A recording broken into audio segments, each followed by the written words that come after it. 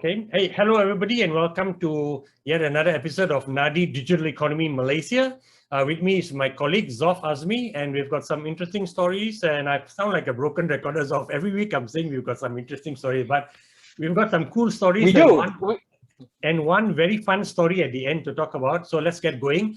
And the first story is literally this 11 billion ringgit story, 2.6 billion US dollars, and this is of course where Malaysia is probably the only country in the world, Zof, right, that has now given its 5G infrastructure contract to one vendor, which has caught the industry by surprise because apparently everyone was thinking that we would end up picking two vendors. And I was even talking to a person who sits on the board of DNB, Digital Nasional Bhd, and that is the company that was set up by the government to manage and operate and then lease wholesale 5G capacity to anyone out there who wants to take capacity and serve customers.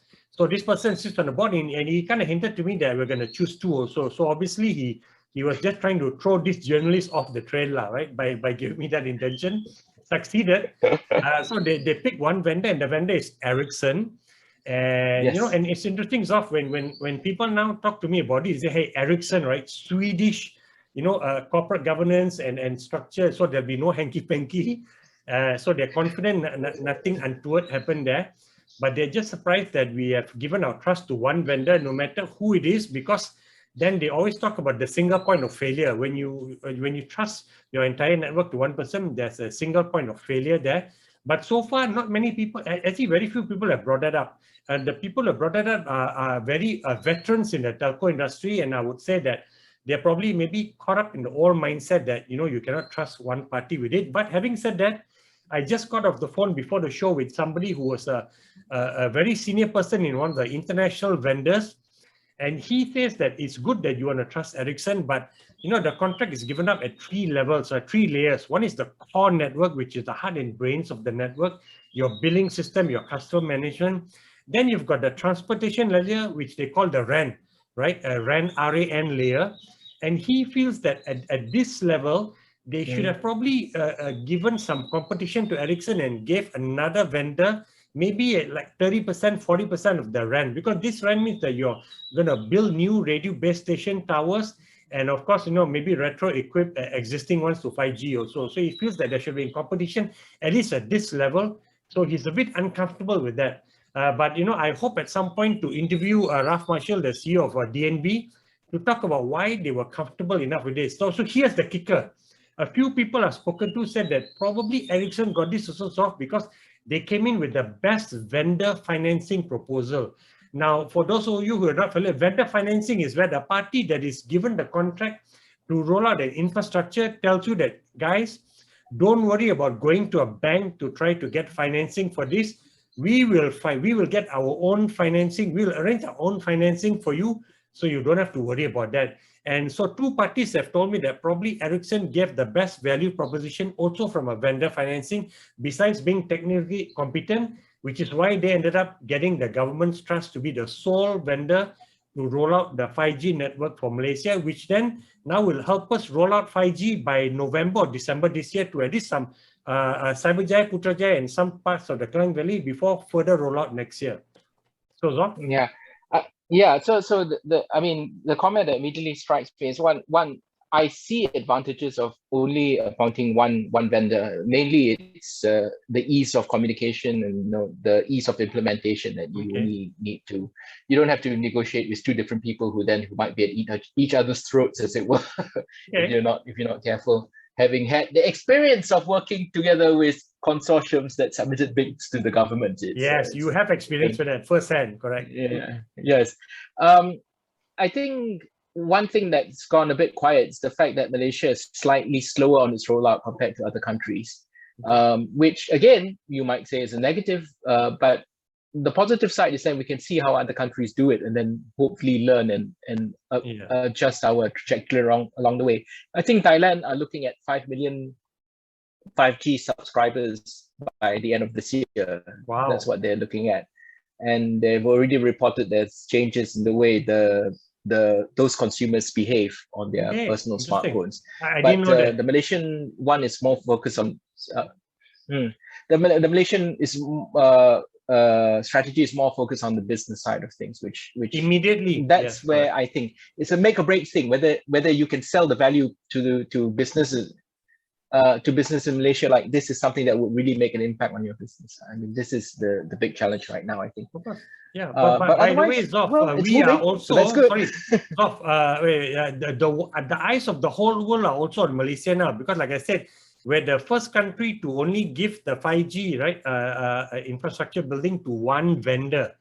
So everybody will be watching to see, because most countries in Europe, the US, Australia, New Zealand, there are two parties that are given a contract. So definitely interesting times ahead, and everybody will be keeping an eye on this. And, I think they also said that, just as a quick wrapping up point, that they are looking to focus on 3 key service offerings, which is enhanced mobile broadband, which is super important with all the news of students, right, climbing trees or going on bridges or standing, sitting by the side of the road to get better connectivity so they can follow lessons from school. Low latency I shouldn't laugh. It's a communication. serious thing. Go ahead. I shouldn't laugh. It's a very, very serious thing. And this would may perhaps be, if you could improve this, it would make such a huge impact. It really would.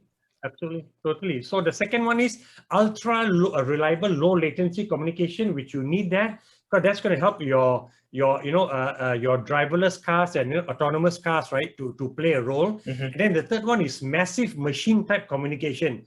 The word massive is not used, to make a big statement, but literally you're going to see almost everything connected, where there are going to be trillions of objects connected to the internet. So a really exciting times ahead. 5 years from now, we're going to see some amazing things, innovation, change of behavior. Like Thailand is saying, they're already seeing change of behavior. Absolutely going to see change of behavior. And let's now move on to the next story, unless you want to wrap up something with this, Zof. No, I'm excited about the next story personally, actually, because it's another. For me, it's like exciting future ahead, right? We're talking about the digital banking license that Bank Negara wants to issue, early next year, right? So they had the deadline was like yesterday, I believe, and they received 29 applications for digital banking license. And what I found really interesting was looking at the list of people who have applied, who either have said I have applied or have rumored to apply. You got everything that runs the gamut, from something like RHB joining up with Axiata, which makes complete sense. I mean, it's exactly the sort of thing you would expect to see. To players like Grab and Singtel submitting something as well. AirAsia's Big Pay is submitting something together with MIDF. I think YTL has something with C, everybody is partnering somebody. Yeah, and then you go down the list, and I'm going to read this off, right? I'm seeing things like Aeon Credit together with Aeon Finance, right, have submitted a joint application. And then iFast with Koperasi Angkatan Tentera Malaysia Berhad together with the founder of 99 Speed Mart have also submitted something. I'm really keen to see what is the value they're proposing, right? Because I know. They're not, to me, they're not an immediately obvious choice for a consortium. Of course, totally not. Big surprise to me also, right? My eyes popped out. I say, wow. But, having said that, look, one of the intentions of the government in creating the threshold, look, you only require 300 million ringgit, right? Capital for this digital bank. So because of the low threshold, of course, 300 million is not a small amount, but relatively low amount for digital bank, that has encouraged more parties to submit the bid. In Singapore, it is 1.5 billion Sing dollars, which is 4.5 billion ringgit. So the low threshold here has encouraged more parties to throw their hats in the ring. And you're probably going to see more innovative applications come out. And I like the fact that the threshold is low. So let's see, Bank Negara is spoiled for choice. And I guarantee you, Zof, they're going to come. One of the 5 parties is going to be somebody very different, who's targeting something very unique or very challenging. But they say, we're going to give you a chance to target that market. And it's going to be exciting to see. I mean, that's the whole point of this digital bank thing, actually. It's to target the underserved and underbanked. to find underbanks, to find that segment of the market that otherwise is not being served by existing banks. And you need to be different in order to get that. Results of who, And by the way, There was a news report out, I think 2 weeks ago, where a middle-level Bank Negara officer was making a plea for the parties that are interested to please stop your political lobbying. So interesting that people are already lobbying politically, because of course in Malaysia, you feel that if you don't lobby politically, then your bid is weakened because there's no extra voice to promote your bid. But that's the reality of the situation in Malaysia. We got to live with it for now until we have much better governance standards. Hopefully we will one day. Dzof, you want to end I have a closing remark on this. We'll move on to the next story. No, I think your closing remark is perfect for this, actually. That it should be about the quality of the bid and not so much about who you know. We should move on to the next story, which is about.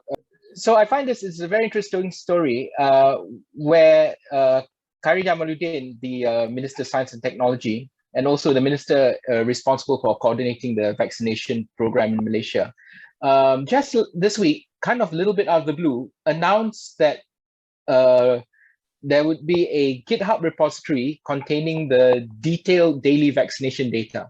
That means it's nothing very complicated. It's just data of how many people were vaccinated, with first dose, with second dose, and it's broken down. There's a national data set, and it's also broken down by state. So what I actually found interesting was this story, and I sort of saw it unfold in almost real time on Twitter earlier this week, was that it seemed to be prompted on social media, responded to on social media, and then finally rolled out in a very, very quick fashion, right? So it was somebody on social media said government should make available vaccination data easily. Somebody from government responses says, we send out the numbers each day. And then the response was, yeah, but these numbers are like in a tweet, right? It's not in a data-friendly format. Yes. You want to be able to just suck the data out without having to reformat and get everything beautiful, scrub the data and things like that. And then just the next day or 2 days later, suddenly they announced, we now have a GitHub repository. The data's on there. You can download it anytime you want. And I just did it this morning to talk about vaccination rates in Selangor with someone else. So it's there. So I think this is something, Karam, you pointed out earlier. It points to the bigger question mark of open data in public spaces, right? Yes. It's like the government should make more of this data available more easily. Absolutely. It is one of the objectives of My Digital, right? They said they want to get government data, especially within the government, right, to be more open. But then one critic of this is while My Digital is saying this, My Digital should have specified that as part of this effort, and I'm going to just read, the Malaysian government apparently is not a member of the Open Government Partnership, right? Or it's called Open Data Charter.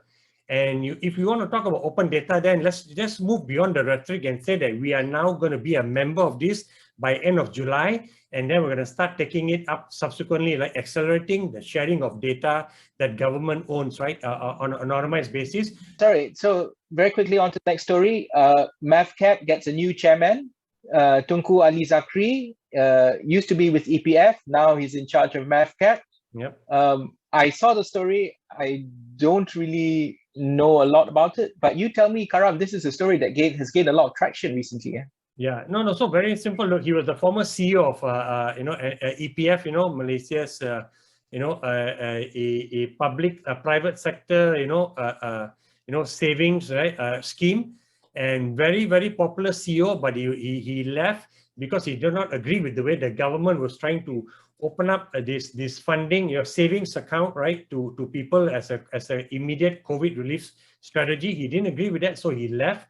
And now he's joined many boards, and now they just announced making him the chairman of EPF. People are excited because he comes with strong credentials, strong corporate governance, credibility, and strong ethical standards. And I put a comment when I shared it on LinkedIn is that he's as EPF, your mantra is credit preservation, asset preservation, and then growth, right? Manage growth, right? Safe growth.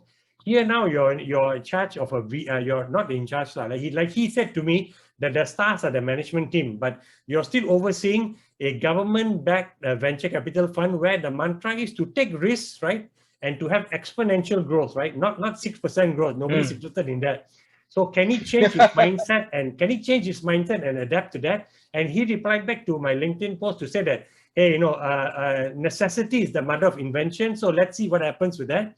But the post was very popular. But as of now, within 30 hours, that it has been seen on LinkedIn over 6,000. It has over 6,000 views. So it's he's obviously an influencer on LinkedIn, and people are interested with him, getting that post. Let's see what he does and how he helps MAVCAP become a more dynamic and more public serving agency, right? So that's all I want to say about that. So let's move on to the last article, which is we're both really excited about this, but I'll let you take the lead with this off, right? Amazing visual also attached to the picture. Well, right? from to the story. From the ethical to the not so ethical, Karam. So Sarawak Energy released on their website a press release about their discovery of an illegal crypto mining operation hidden in a palm oil plantation. So honestly, my words don't do it justice. You have to go to see the photos online. Fundamentally, they were worried that somebody was stealing electricity from them. They tracked it down to this little wooden hut in the middle of nowhere, and they found out that it was running a it was full of these Bitcoin mining servers, right? Mining cryptocurrency. Yep. Now, if you ever thought whether you want to mine cryptocurrency at home, let's just put it this way: if you have to pay for the electricity, you're not going to make any money. So obviously, these guys had to steal electricity to do so. So don't do that. That's bad. That's wrong.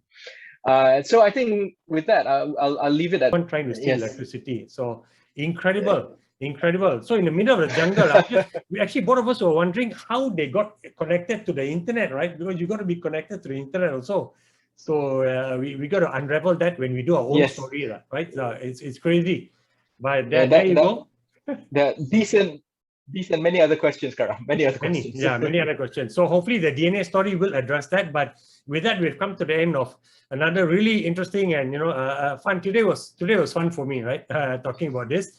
We hope you enjoyed it. And actually, we've never brought this up before. But if you find this is interesting and it's worth, and you're learning something from our opinions and our analysis, please do share the link, because we share this on our social media, and you can watch it directly on our YouTube channel also. And with that, we hope you have a good coming week ahead, and stay